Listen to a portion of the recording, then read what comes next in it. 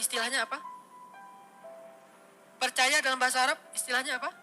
Iman. Iman itu dari bahasa aman yang artinya nyaman. Tidak ada rasa gundah, tidak ada gangguan, tidak ada zilzal, guncangan, tidak ada raib, keraguan-raguan, aman. Maka orang yang beriman hatinya aman. Orang yang beriman hatinya tentram. Orang yang beriman hatinya nyaman. Kalau kita yakin bahwa Allah Maha Pemberi rezeki, maka kenapa kita merasa takut? Kenapa kita merasa sedih? Kenapa kita merasa khawatir? Kenapa kita merasa gundah? Kenapa kita merasa was-was? Kenapa? Berarti kita tidak benar-benar yakin Allah Sang Pemberi rezeki. Kenapa khawatir? Allah kan yang ngasih rezeki. Kenapa kita harus ngebela-belain banget sesuatu yang Allah benci? Kita ambil sesuatu yang Allah larang demi mendapatkan sesuatu nasi, katanya ikhtiar. Padahal Allah yang memberi rezeki, bukan pekerjaan, bukan seseorang, bukan siapapun, tetapi Allah lah yang memberi rezeki. Sehingga orang yang yakin kepada Allah bahwa Allah itu Maha Pemberi rezeki, dia tidak akan, pikirannya itu nggak akan kemana-mana, nyaman. Tapi ketika dia mulai suuzon sedikit saja, bisa nggak ya saya makan hari ini? Berarti dia sudah suuzon kepada zat Allah Sang Maha Pemberi rezeki. Kalau saya nanti nikah, saya bisa ngasih makan nggak kepada istri dan anak-anak saya? Asa ayyughniyahumullah, kata Allah. Allah yang akan mencukupkan kebutuhan mereka. Yughni bukan cuma cukup, memperkaya mereka. Ngapain lagi khawatir? Yang penting laksanakan perintah Allah. Kalau Allah bilang kerja, ya kerja. Allah bilang cari yang halal, ya cari yang halal. Setelahnya gak usah khawatir. Maka belajar akidah itu nomor 1 dalam agama. Namanya fiqhul akbar, fikih terbesar. Baru setelahnya ada fikih asghar, yaitu ibadah dan muamalah. Fikih yang paling besar, orang Indonesia itu jarang belajar. Baru masuk ke musola, ke masjid, anak kecil baru TK atau SD, langsung diajarkan tentang sholat. Fikih kecil. Diajarkan tentang akhlak, fikih kecil. Sedikit yang diajarkan tentang akidah, yang itu adalah fikih besar. Sehingga walaupun dia udah sholat, walaupun dia udah tahu tentang ibadah, tapi dia belum punya keyakinan yang kuat sehingga gampang galau. Muncullah generasi galau. Kenapa? Gak ada akidahnya. Coba lihat di Mekah, ayat-ayat yang turun di Mekah, apa isinya? Akidah akhirah, akidah akhirah, akidah akhirah. Iman kepada Allah, iman kepada hari akhir. Itu aja terus isinya. Baru nanti setelah di Madinah muncul sholat. Sholat yang sudah 5 waktu. Walaupun dia menjelang hijrah ke Madinah, sholat 5 waktu. Kemudian puasa, kemudian zakat, kemudian jihad. Kemudian menutup aurat, hijab. Kemudian haji, umrah di Madinah. Kalau sholat menjelang Madinah, walaupun sholat itu udah ada sejak awal risalah, tapi dikonsep dalam bentuk 5 waktu menjelang ke Madinah. Intinya syariat itu baru muncul setelah sampai di Madinah. Sebelumnya, akidah akhirah, akidah akhirah. Coba lihat ayat-ayat tentang yang di juz amma. Rata-rata, akhirah, akidah. Ini menunjukkan bahwa yang harus kita bangun terlebih dahulu adalah jangan suuzon sama Allah. Kalau kita udah gak suuzon sama Allah, insya Allah kita gak akan suuzon sama manusia. Kita tidak akan menjelek-jelekkan manusia. Kenapa? Bagaimanapun juga dia adalah ciptaan Allah. Makanya salah satunya yang paling gampang, misalnya Allah Maha Pemberi rezeki. Udah, kenapa ragu? Kenapa kita bilang ini jangan, ini nggak boleh, pekerjaan ini haram. Tapi keuntungannya gede.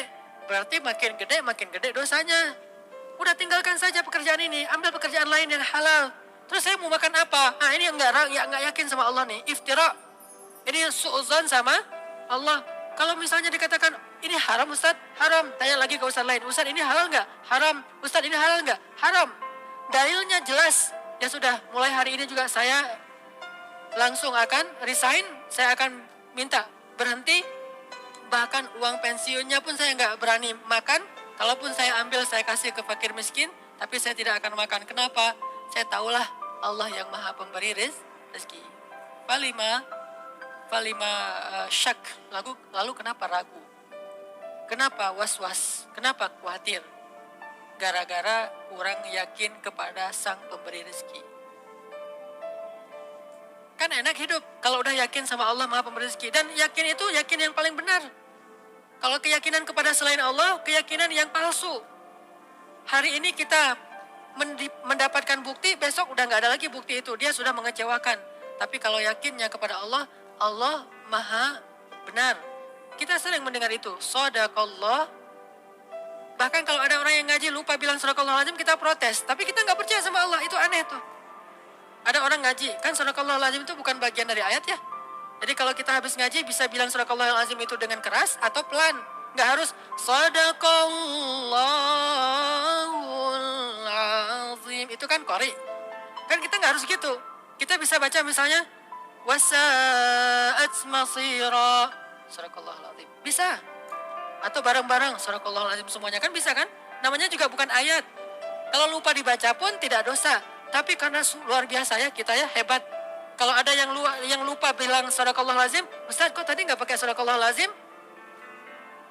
Tapi giliran dikatakan yang tadi, Allah maha pemberi rezeki, tinggalkan pekerjaan itu. Terus nanti saya makan apa? Mana Shadaqallahul-Azim? Mana yang dia bilang Allah itu maha benar? Udah gitu terjemahannya salah lagi kan? Maha benar Allah dengan segala firman-Nya. Padahal apa? Maha benar Allah yang maha agung. Oh kok gitu Ustaz? Kan udah berpuluh-puluh tahun sejak zaman Soekarno kita udah maha benar Allah dengan segala firman-Nya. Itulah orang kita, kalau udah jadi kebiasaan, gak mau lagi diubah. Takut dengan perubahan. Dia bilang gak boleh fanatik. Kenapa fanatik kepada yang gak benar?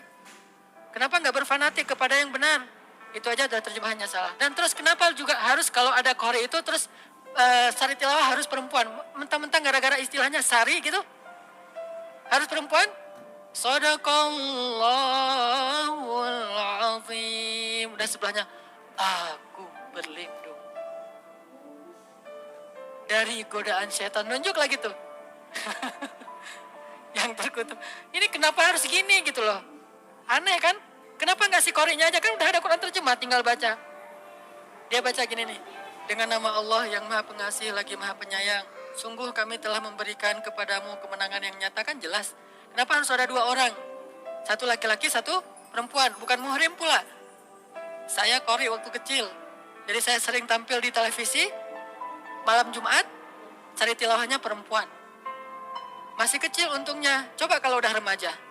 Cari tilawahnya perempuan. Qori'ah, suaranya bagus. Dia, aku berlindung apa segala macam. Nanti kalau ayatnya tentang neraka, oh, kayak orang baca puisi kan?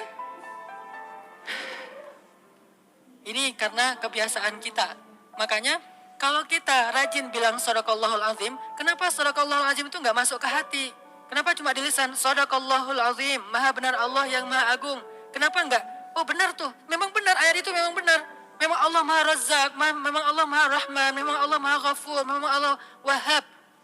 Jadi kalau misalnya dia belum dapat anak, berdoa lagi berdoa supaya Allah kasih anak.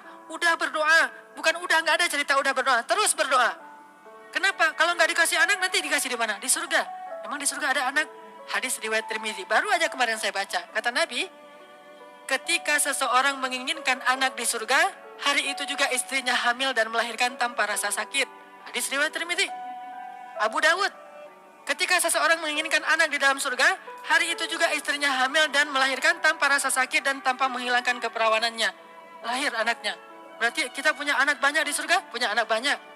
Makanya gak usah berputus asa, minta aja anak. Rabbi habli minas salihin. Rabbi habli min ladunka waliya. Waj'alhu rabbi radiyya. Rabbi habli min ladunka dzurriyyatan thayyibah. Rabbana hab lana min azwajina wa dzurriyyatina qurrata a'yun. Kok belum Ustaz? Ala inna nasrallahi qarib. Inna Allaha sami'ud du'a. Rabbi habli minas salihin. Rabbi habli minas salihin. Terus saja minta. Kenapa? Allah kita yakin Sami', maha mendengar. Dan kita yakin kata Nabi dalam hadis qudsi, Allah berfirman, aku malu kalau melihat hambaku mengangkat kedua tangannya, lalu aku tidak mengabulkan doanya, itu aku malu. Maka kalau kita yakin sama itu, terus saja minta. Allah nih pasti malu nih gak ngabulin. Allah beri saya anak, pasti Allah malu, pasti Allah mendengar. Tapi kalau kita bilang, Allah dengar gak ya? Itu suuzon. Allah mau ngasih gak ya? Saya khawatir Allah gak akan ngasih. Itu suuzon. Karena Allah sendiri mengatakan, aku ujibu da'watad da'i idza da'ani. Aku pasti mengijabah. Pasti aku akan memberikan apa yang mereka minta. Maka mintalah ke Allah. Kalau kita ragu, Allah ngasih enggak ya? Allah mendengar enggak ya? Berarti kita udah su'uzan terhadap Allah. Iftira. Padahal Allah sami'ud du'a. Allah Wahhab. maha pemberi. Allah Syakur, maha menghargai. Allah Razzaq, maha memberi rezeki. Ini gak boleh kita ragukan sedikit pun. Sampai nanti kita malah bersuuzon kepada Allah. Mengurangi hak Allah itu gak boleh.